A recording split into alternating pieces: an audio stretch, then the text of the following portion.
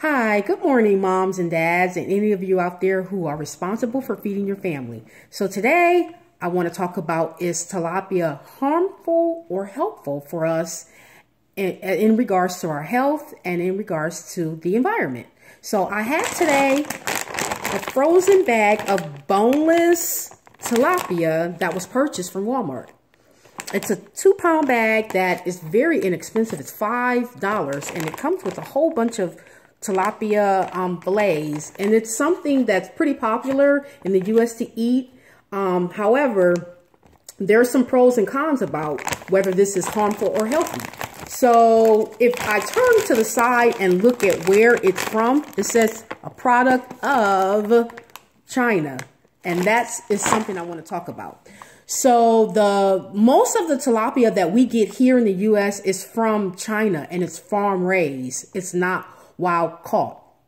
And farm raised tilapia is it's not the best to get versus the wild caught, because the farm raised is typically raised in pens in China and in Asia. And unfortunately, when tilapia is raised in pens and cages, the tilapia is in its feces and it begins to eat the feces, and sometimes the tilapia escapes out of the pen and it affects the natural habitat of the water that it's surrounding. So it could affect the biodiversity or the surroundings of the water.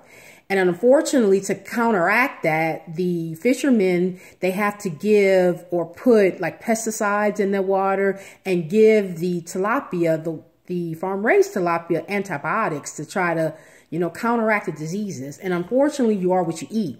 So if you're eating the frozen tilapia from China, you're consuming those chemicals that were put in that water or given to that tilapia. So some alternatives to eating something like the frozen tilapia is to possibly buy fresh, wild-caught tilapia. That's unfortunately harder to find. So you can probably opt for something like, fresh or frozen wild-caught salmon or trout. Those are really, really good alternatives. And those are typically higher in omega-3 fatty acids versus tilapia, which is lower. Unfortunately, farm-raised tilapia is higher in omega-6, which researchers believe causes inflammation in our body. And the omega-3, which is not high in the frozen wild-caught tilapia, that's been shown to kind of decrease the inflammation, and it's really good for our heart. So you want to begin to kind of read where you're purchasing, where you're getting your seafood, where it's being produced.